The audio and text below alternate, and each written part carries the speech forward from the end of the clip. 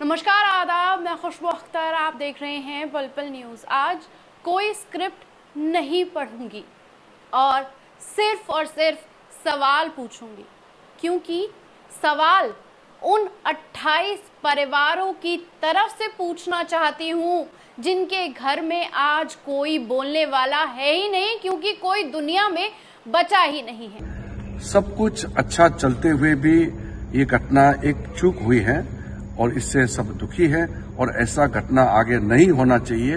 इसके लिए क्या क्या प्रबंधन किया गया है, इसके बारे में ऑफिशियल्स अपने ब्रीफिंग में एक्सप्लेन।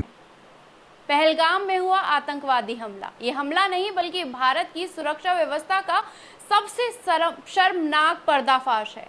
जब देश रो रहा था तो सत्ता मुस्कुरा रही थी, एयर शो के लुत्फ उठा रही थी, आईपीएल मैच देख रही थी। 22 अप्रैल को बेसराना वैली में करीब 2000 पर्यटक मौजूद थे। उन्हीं भीड़ में आतंकवादी सेना पुलिस की वर्दी में आए, नाम पूछा, धर्म पूछा और फिर गोली मार दी सिर में।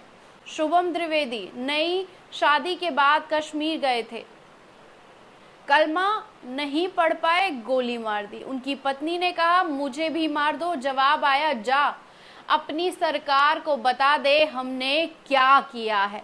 क्या अब भी कोई कहेगा कि आतंकवाद का कोई धर्म नहीं होता?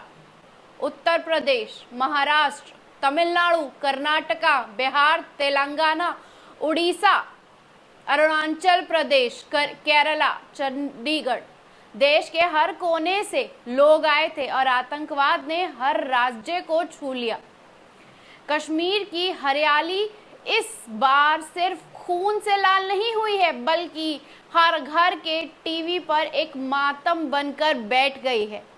अब तक ना तो अमित शाह ने प्रेस कॉन्फ्रेंस की है, ना मोदी का कोई बयान आया है। हाँ, ट्विटर पर 2 लाइन लिख दी गई है, वही घिसी पिटी लाइन, हम हमलावर को छोड़ेंगे नहीं। सवाल पूछिए, क्या पहले से कोई इनपुट नहीं था?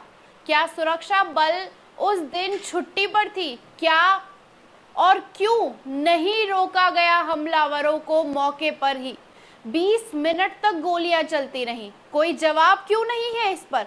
गोदी मीडिया का मुंह कश्मीर की तरफ नहीं, सुप्रीम कोर्ट की तरफ मुड़ गया है।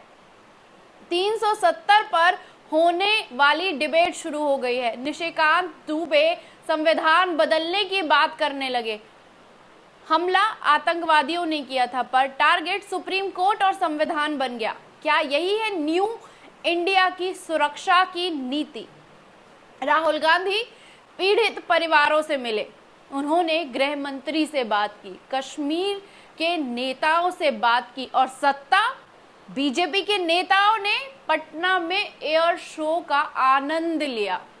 आईपीएल चलता रहा, शहीदों को छोड़कर स्टेडियम में तालियां बजती रही।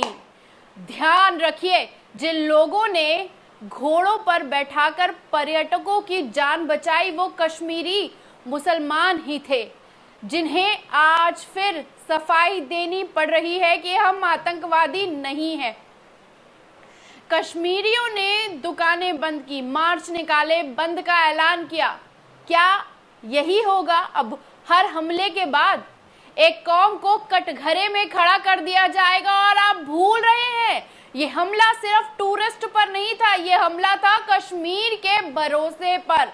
वो भरोसा जिससे 2023 में 2 करोड़ पर्यटक आए, वो भरोसा जिससे कश्मीर का बाजार जिंदा था। आतंकवादियों को पता था धर्म से जोड़ो, नफरत फैलाओ, देश बिखर जाएगा। ट्विटर पर लिखा जा रहा है ये समय है मुसलमानों को सबक सिखाने का, शर्म आनी चाहिए। जब खून ताजा बहा तो मजहब की राजनीति शुरू कर देना कहां का इंसाफ दिखाता है? आतंकवादी हमारी हर नस को पहचान गया है, हम आपस में लड़वा दो, बाकी सारे काम आसान हो जाएंगे। माखनलाल बिंदु, हुमायूं भट्ट, शहनवाज, मजदूरों की हत्या, सभी को हम भूल गए, लेकिन आतंकवाद नहीं भूला। कश्मीरियों को लगातार जख्मी करता रहा, क्योंकि आपको सिर्फ वो खबरें याद दिलाई जाती हैं जो सरकार को दमकाकर चमकाकर दिखाई जाती हैं। जिन्होंने सवाल करने होते हैं उन्हें जेल भी भेज दिया जाता है। मोदी सरकार ने कहा था 370 हटाएंगे तो आतंकवाद खत्म हो जाएगा। आज 5 साल बाद सबसे बड़ा हमला हो गया। जिम्मेदार कौन है? क्या अब भी कोई कुछ नहीं बोलेगा? क्या अब भी सिर्फ टीवी पर बहसों में गुस्सा उबलेगा? हम पूछ रहे हैं कि आतंकवाद का असली चेहरा क्या है? और सबसे बड़ा सवाल, सरकार की जिम्मेदारी कहां है? गोदी मीडिया का नरेटिव किसे बचा रहा है? और आप किस तरह और किस तरफ खड़े हैं, ये भी अपने आप में क्लियर करता है। इस वीडियो को सिर्फ देखने के लिए मत देखिए, इस सवाल को देश में उठाए, क्योंकि अगर आज सवाल नहीं पूछेंगे तो कल सिर्फ मातम बचेगा। देश के कानून मंत्री ने कहा कि चूक हुई है, नहीं होनी चाहिए थी।